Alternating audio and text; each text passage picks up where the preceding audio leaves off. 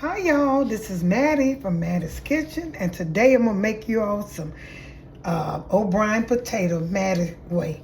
What I'll be using some diced potatoes. I had golden potatoes. I diced them up, and I had about 8 potatoes. I diced them up. I have bacon. I had about 8 slices of bacon. I chopped them up. I also had some onions. I have fresh garlic, red onions, red pepper and green pepper. And I'll be using a little honey, pepper, salt, and some paprika. Those are things I'll be using. And once I'm gonna start my skillet, once I start it, I'll get back with you. Okay, the first thing I'm gonna do, and I chop, like I said, I cut my bacon in little squares, cut it in little inches. And I'm gonna let it fry a little bit, and I'm gonna take and put my potatoes and my vegetables. You can put them all. I probably put my potatoes in first and let them, because they take a little longer to cook. It doesn't matter, because I want to see my vegetables. I have my vegetables chopped fine. It's just like you're frying some fried potatoes, but it's just like, this is a good way to you season them good, and it's a good meal. Call for bacon. I'm going to put my potatoes in here in a few minutes. I don't want the bacon to cook all the way.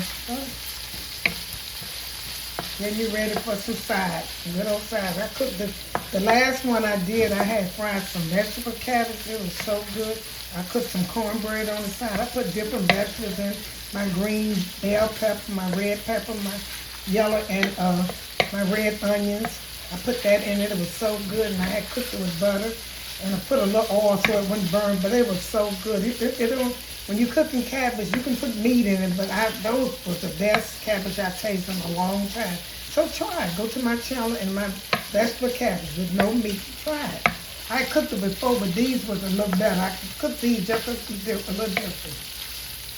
So I'm getting ready to put my potatoes in here now. And I have these are kind of big skillet. I'm going to put these and let these fry a little bit. Make sure your potatoes don't have water on them. Make sure they don't have any water, because it'll splash. And you want them kind of crispy. And if they don't get done, if they're soft and they don't get done, you can cover them a little bit. And you can cover them with a top so they can soften up. But most times they're fried. You don't have to worry about that. And you don't have to put no butter in here, because you got the bacon grease. And this, you should have, I think I used about 5 pieces of bacon. 5 or 6 pieces of bacon I chopped cut them. That was enough for these 8 potatoes I had. And I have my potatoes, potato size potatoes. If you're going to make some potato salad, this is the size I have them. I'm going to let these cook a little bit. Once they cook for about 4 or 5 minutes, I get enough grease in here.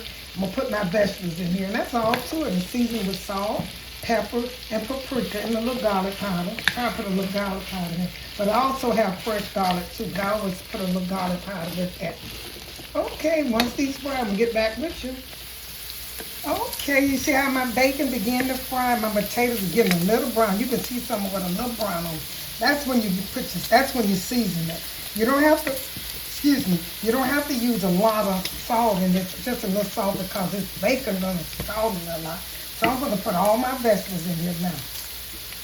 In fact, I'm gonna season it first before I put my vegetables in. I'm gonna season it first. You don't have to, that's up to you, but I think I might get the best results if I season it. Put a little paprika over it. That's a good season. And I also added garlic. I'll be adding fresh garlic. I'm going to put a little salt, not much. Just a little bit. I'm going to go around. There's going to be a lot coming out of it. But I also want salt on it. So that's all the salt I'm going to put on. Because my bacon might be salty. I'm going to put some pepper. Cut the stove down because it begin to pop. See how good this begin to look, y'all? This is so good. And I'm going to top it off with a little honey. That's the taste. If you never tried it, try it, okay? And I'm going to put I'm going to put a little garlic powder in here. And the reason I put my season on before I did my vegetables, because I want my potatoes to be seasoned. I'm going to put all these vegetables in. It don't matter how much vegetable. Like I said, you can't go wrong on vegetables. This was a medium onion. Now here's my garlic, fresh garlic. Those are what I use. And here's my red pepper. And let your potatoes cook a little bit for. And like I said, they still kind of hard. You can cover it up and get that steam. But I hope I don't have to cover mine up because I want mine crunchy. But I might have to because if they're not soft as I want them. Or you cut the stove down. So I got all that was red pepper. Now I got my green peppers in there. I'm gonna stir this up. After it cooked almost, and then that's when I'm gonna put my honey in it once it almost cooked. Because if you put the honey in before, it'll get a little sticky.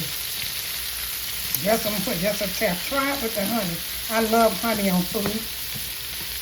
And to me, when you're cooking potatoes, the best season to me is the bacon. If you want to put a meat on potato, bacon seasons potatoes better than anything. So I'm gonna stir this up and mix the vegetables in it really good.